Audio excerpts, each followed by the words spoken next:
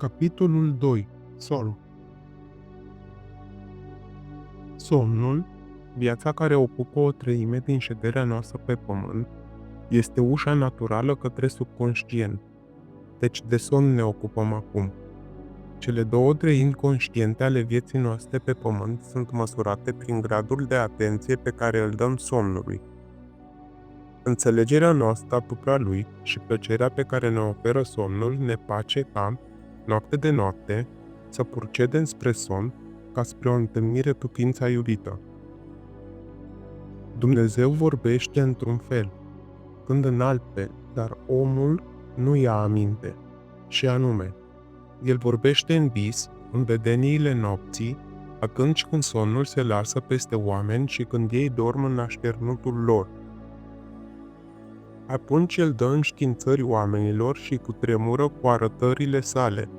Iov 33:14. În timpul somnului și al rugăciunii, o stare asemănătoare somnului intră în omul în subconștient pentru a-și face impresiunile și a-și primi înștiințările. În aceste stări, conștientul și subconștientul se află în uniune creativă. Bărbatul și femeia devin un trup. Somnul e timpul când mintea masculină sau conștientă se întoarce de la lumea simțurilor pentru a-și căuta iubita sau sinele subconștient. Subconștientul, spre deosebire de femeia lumească ce se mărită cu bărbatul ei pentru a-i schimba, nu are nicio dorință de a schimba starea conștientă, trează, ce o iubește așa cum e și îi reproduce loial asemănarea în lumea exterioară, a formei.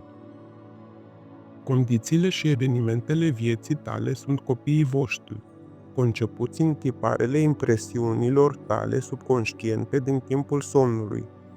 Sunt făcuți după chipul și asemănarea trăirilor celor mai profunde pe care ți le poți revela ție însuți. Precum în cer, așa și pe pământ. Matei 6:10, Luca 11:2. Precum în subconștient, așa și pe pământ. Ceea ce ai în conștiență când mergi la culcare este măsura expresiei tale în cele 2/3 întreze ale vieții tale pe pământ. Nimic nu te împiedică să-ți realizezi obiectivul în afară de eșecul tău în a simți că ești deja ceea ce dorești să fii, așa că ești deja în posesia lucrului dorit. Subconștientul tău dă formă dorințelor tale numai atunci când îți simți dorința împlinită.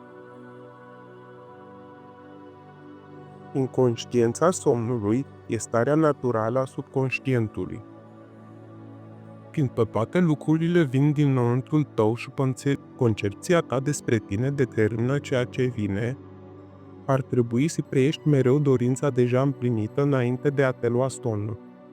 Nu scoți niciodată din adâncurile tale ceea ce vrei, scoți întotdeauna ceea ce ești și ceea ce te simți a fi, precum și ceea ce simți ca fiind adevărat în privința altora.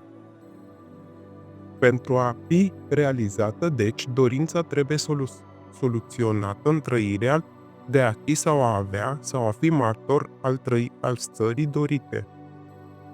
Aceasta se atinge asumându-ți sentimentul dorinței împlinite, sentimentul care vine ca răspuns la întrebarea cum m-aș simți dacă mi s-ar fi realizat dorința, este sentimentul care ar trebui să monopolizeze și imobilizeze întreaga ta atenție în timp ce te confunzi în somn.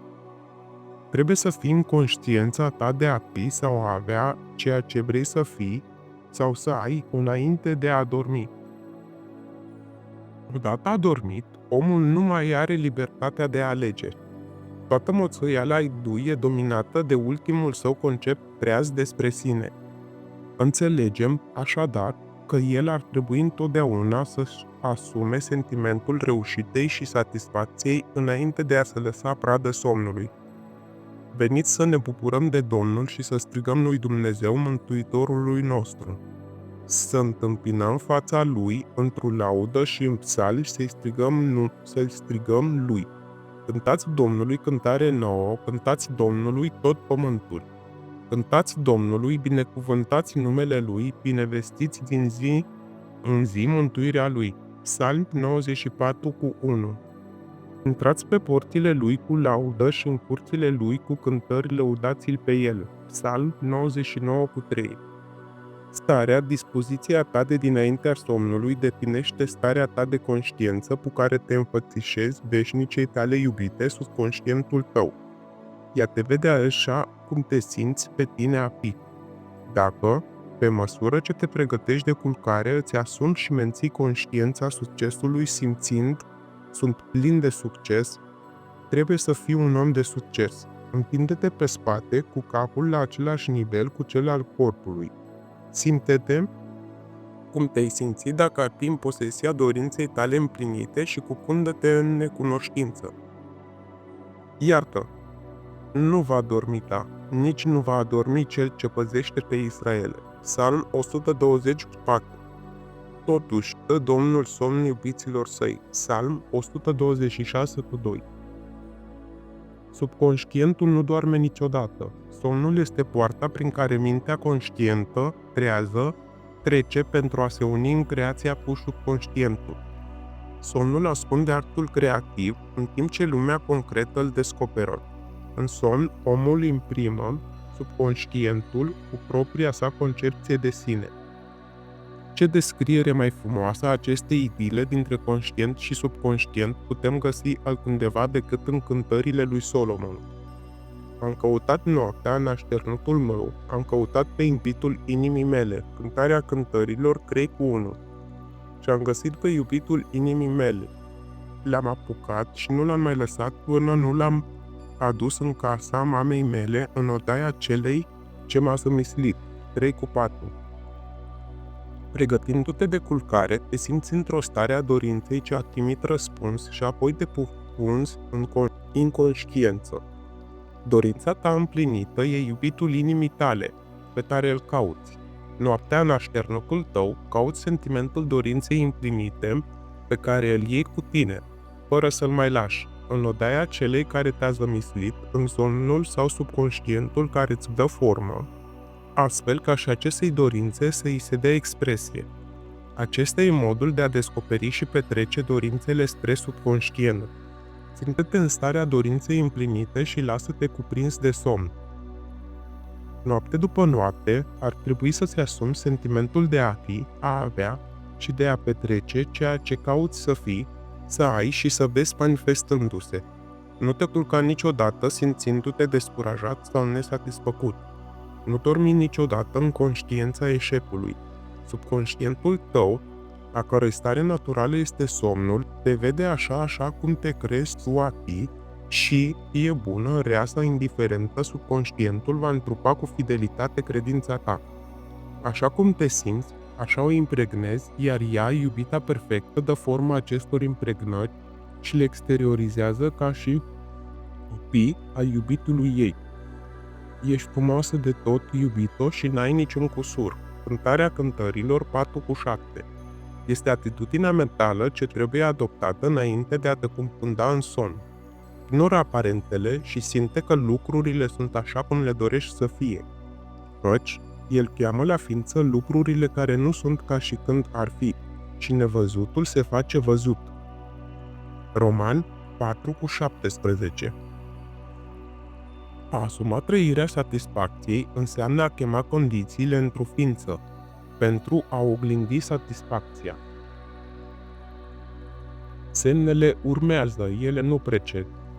Dovada că ești va urma conștientizării că ești, nu o va precede. Ești un visător etern visând vise neeterne. Visele tale prind formă pe măsură ce ți asumi trăirea realităților. Nu te limita la preput. Știind că nimic nu e cu putință conștiinței, începe să imaginezi stări dincolo de experiențele treputului. Orice poate mintea omului imagina, omul poate realiza. Toate stările obiective au mai fost mai întâi stări subiective, invizibile, iar tu le-ai chemat în vizibil, asumându-ți sentimentul realităților. Procesul creativ este mai întâi imaginare și apoi încredere în starea imaginată. Imaginează și așteaptă-te întotdeauna la cei mai buni. Lumea nu se poate schimba până nu-ți schimbi concepția despre ea. precum înăuntru, așa și afară. Națiuni, la fel ca oameni, sunt numai ceea ce le crezi tu a fi, indiferent care e problema, indiferent unde e, indiferent pe cine privește, nu ai pe nimeni de schimbat în afară de tine și nu ai nici adversar, nici suport. În aducerea schimbării dinăuntru tău, nu ai nimic altceva de făcut decât să te convingi pe tine de adevărul a ceea ce dorești să vezi manifestându-se. De îndată ce reușești să te convingi de realismul stării căutate, rezultatele urmează pentru a confirma credința ta neclintită. Nu sugerezi niciodată altcuiva starea pe care o dorești să îl vezi exprimând-o. În schimb, te convingi pe tine că el e deja ceea ce dorești tu să fie. Realizarea dorinței tale este înfăptuită asumându-ți trăirea dorinței împlinite. Nu poți rata decât dacă ratezi în a te convinge pe tine însuți de realitatea dorinței tale. O schimbare de credință este confirmată printr-o schimbare de expresie. În fiecare noapte, pe când dormi, simte-te satisfăcut și fără cusur, căci subiectiva ta iubită întotdeauna formează lumea obiectivă după chipul și asemănarea concepției tale despre lume, concepție definită de trăirile tale. Cele 2/3 întreze ale vieții tale pe pământ confirmă perpetu sau poartă mărturia impresiunilor tale subconștiente. Acțiunile și evenimentele zilei sunt efecte, nu cauze. Liber arbitru e numai libertatea de alegere. Alegeți-vă cui veți sluji. Iosua 24:15. Este libertatea ta de a alege ce fel de dispoziție îți asumi. Dar expresia dispoziției este secretul subconștientului. Subconștientul primește impresiuni numai prin trăirile omului și, într-un fel, numai lui știut dă acestor impresiuni formă și expresie. Acțiunile omului sunt determinate de impresiunile sale subconștiente. Iluzia de liber arbitru, credința lui în libertatea de acțiune sunt numai ignoranță în privința cauzelor care îl fac să acționeze. El se crede liber, fiindcă a uitat legătura dintre sine și eveniment. Omul treaz este constrâns să exprime impresiunile lui subconștiente. Dacă în trecut se impregnat necugetat, atunci să înceapă să-și schimbe gândul și trăirea, căci numai pe măsură ce face asta, îi se va schimba lumea în consecință. Nu irosi nici o clipă în regret, căci a gândi cu pasiune la greșelile trecutului înseamnă a te porupe din nou singur.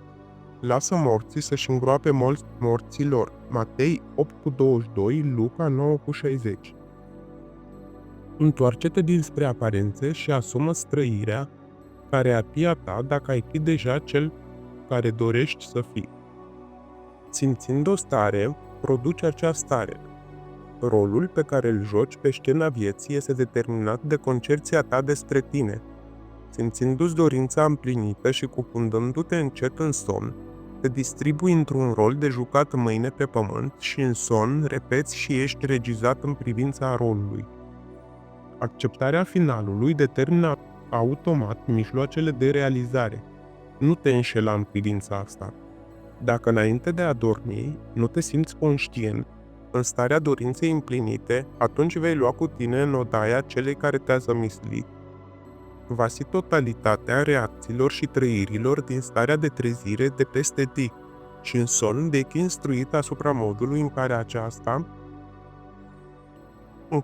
acestea vor fi exprimate mâine. Te vei deștepta crezând că ești un agent liber, fără să realizezi că fiecare acțiune și eveniment de peste zi este predeterminat de conceptul tău de sine din clipa în care ai ațipit. Singura ta libertate, deci, este libertatea de reacție. Ești liber să alegi cum vei simți și reacționa la piesa zilei, dar piesa, acțiunile, actele și circumstanțele zilei au fost deja determinate. Dacă nu-ți definești conștient și cu intenție atitudinea minții cu care te culci, te vei culca inconștient cu o atitudine mentală formată dintr-o amestecătură de sentimente și reacții de peste zi. Fiecare reacție face o impresiune subconștientă și, de nu e neutralizată de un sentiment opus și mai dominant, este cauza acțiunii viitoare. Ideile învăluite în trăit sunt acțiuni creative. Folosește-ți dreptul divin înțelepciune. Prin abilitatea ta de a gândi și a simți, ai stăpânire asupra întregii creații. Când ești treaz, ești în grădinar ce alegi semințe pentru grădina ta. Dar dacă grăuntele de grâu, când cade în pământ, nu va muri, rămâne singur. Iar dacă va muri, aduce multă roadă. Ioan 12:24. Concepția ta despre tine când adormi este sămânța pe care o lași să cadă în pământul subconștientului. Adormind, simțindu-te satisfăcut și fericit, constrânge condițiile și evenimentele să apară în lumea ta pentru a susține aceste atitudini mentale. Somnul e poarta către cerul. Ceea ce duci acolo ca sentiment, ca trăire, vei aduce ca acțiune, condiție sau obiect în spațiu.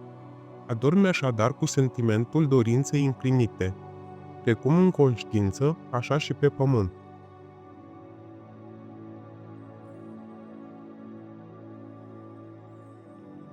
Capitolul 3. Rugăciuni. Rugăciunea, ca și somnul, e tot o intrare spre subconștient. Tu însă, când te rogi, intră în camera ta și, închizând ușa, roagă-te Tatălui tău, care este în ascuns, și Tatăl tău, care vede în ascuns, îți va răsplăti ție. Matei 6:6. Rugăciunea e o iluzie a somnului care diminuează impresiunile lumii exterioare și redă minții o mai mare receptivitate a sugestiei din lăuntru. Mintea, în rugăciune, se află într-o stare de relaxare și receptivitate asemănătoare senzației obținute chiar înainte de a dormi. Rugăciunea nu e atât ce ceri, cât cum te pregătești pentru a primi. Toate câte cereți, rugându-vă, sau credeți că le-ați primit și le veți avea. Matu 11:24. Singura condiție necesară este să crezi că rugăciunile tale au primit deja răspuns. Rugăciunii tale trebuie să îi se răspundă dacă îți asumi sentimentul care ar fi al tău dacă ai fi deja în posesia obiectivului urmărit. În clipa în care accepti dorința ca fapt împlinit, subconștientul găsește mijloace pentru realizarea ei. Pentru a te ruga eficient, așadar, trebuie să accepti dorința, să cedezi dorinței, să renunți la rezistență, adică să simți dorința împlinită. Omul perfect disciplinat este mereu în armonie cu dorința ca fapt împlinit. El știe că unica realitate e conștiința, că ideile și sentimentele sunt fapte ale conștiinței și sunt la fel de reale ca obiectele din spațiu. Și astfel, el nu întreține vreodată un sentiment care nu contribuie la fericirea lui, căci sentimentele sunt cauzele acțiunilor și circumstanțelor vieții. Pe de altă parte, omul nedisciplinat, pentru el este dificil de crezut ceea ce e negat de simțuri și de obicei acceptă sau respinge exclusiv pe aparențele simțurilor. Din cauza acestei tendințe de a se baza pe evidența simțurilor, e necesar să le blocheze înainte de a începe să se roage, înainte de a începe să simtă ceea ce ele neagă. Ori de câte ori ești în starea mentală, mi-ar plăcea, dar nu pot, cu cât încerci mai mult, cu atât mai puțin reușești să accepti dorința.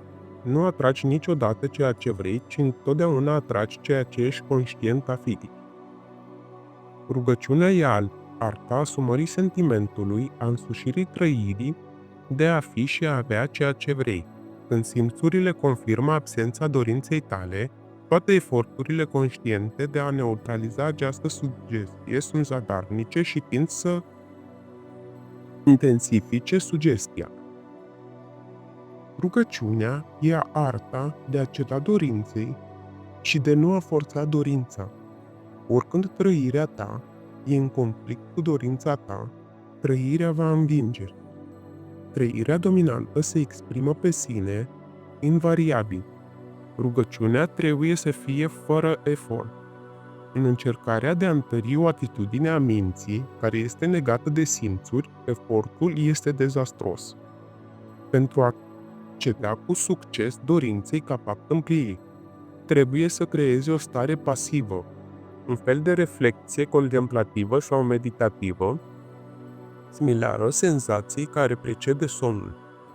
Într-o astfel de stare relaxată, mintea e întoarsă dinspre lumea obiectivă și percepe cu ușurință realitatea unei stări subiective. E o stare în care ești conștient și chiar capabil să-ți miști sau să-ți deschizi ochii, dar n-ai nicio dorință de a face asta. O modalitate simplă de a trăia o astfel de stare este să te relaxezi într-un scaun confortabil sau pe un pat. Dacă alegi patul, întinde-te pe spate, cu capul la nivelul trunchiului, închide ochii și imaginează-ți că ți-e somn. Simte, mi-e somn, atât de somn, nemaipomenit de somn. În scurt timp, o senzație cade departe, însoțită de o apatie generală și pierdere totală a dorinței de a te mișca te învăluie. Simți o relaxare plăcută, confortabilă și nu-ți vine să-ți schimbi poziția, deși, în alte circumstanțe, nu ai fi de fel confortabil. Când e atinsă această stare pasivă, imaginează-ți că ți-ai realizat dorința. Nu cum a fost realizată, ci pur și simplu că este realizată. Imaginează în formă de imagini ce dorești să dobândești în viață. Apoi simte-te ca dobândind totul deja. Gândurile produc mici mișcări verbale care pot fi auzite în starea pasivă a rugăciunii ca fiind pronunțate din afară. Cu toate acestea, acest grad de pasivitate nu este esențial pentru a realiza rugăciunilor tale. Tot ce e necesar este să creezi o stare pasivă și să simți dorința împlinită. Tot ce ți-ar putea trebui sau ai dori este deja al tău. Nu-ți trebuie niciun ajutor care să ți-l dea. Este al tău acum. Cheamă-ți dorințele într-o ființă, imaginând și trăind dorințele ca deja împlinite. Pe măsură ce este acceptat finalul, devii complet indiferent la potențiale eșecuri, fiindcă acceptarea finalului constrânge mijloacele spre acest final. Când ești în momentul rugăciunii, e ca și când ți s-a arătat finalul fericit și de succes al unui film, deși nu ți s-a arătat când s-a obținut acel final. Totuși, fiind martor al sfârșitului, indiferent de orice secvență a punctului culminant, rămâi calm și sigur în cunoaștere că finalul a fost perfect definit. Capitolul 4. Spirit, trăire, simțire. Nu prin putere, nici prin tărie, ci prin Duhul meu, zise Domnul Sabaot. Zaharia 4:6. Intră în spiritul stării dorite, însușindu-ți trăirea, ierarhia ta, dacă ai fi deja cel care vrei să fii. Pe măsură ce prinzi sentimentul stării căutate, te eliberezi de tot efortul de a face lucrurile să fie, fiindcă lucrurile deja sunt. Există o trăire distinctă, asociată cu fiecare idee din mintea omului. Prinde trăirea asociată dorinței tale împlinite, însușindu-ți trăirea care ar fi a ta dacă ai fi deja în posesia lucrului pe care îl dorești și dorința ta se va concretiza. Credința e trăire. După credința voastră fie vouă. Matei 9:29. Nu atragi niciodată ceea ce vrei, ci întotdeauna ceea ce e.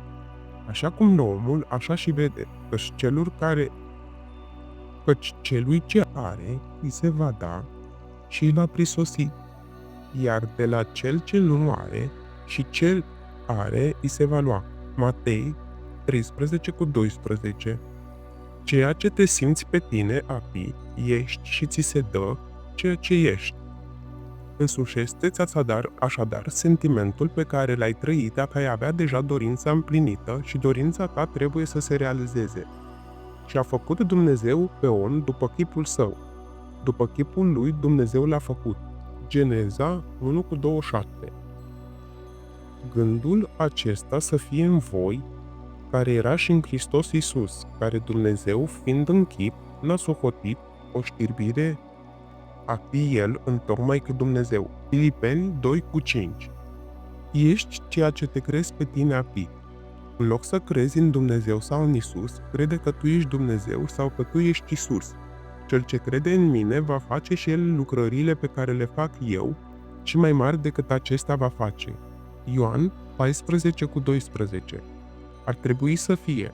Cel ce crede așa cum cred eu va face și el lucrările pe care le fac eu.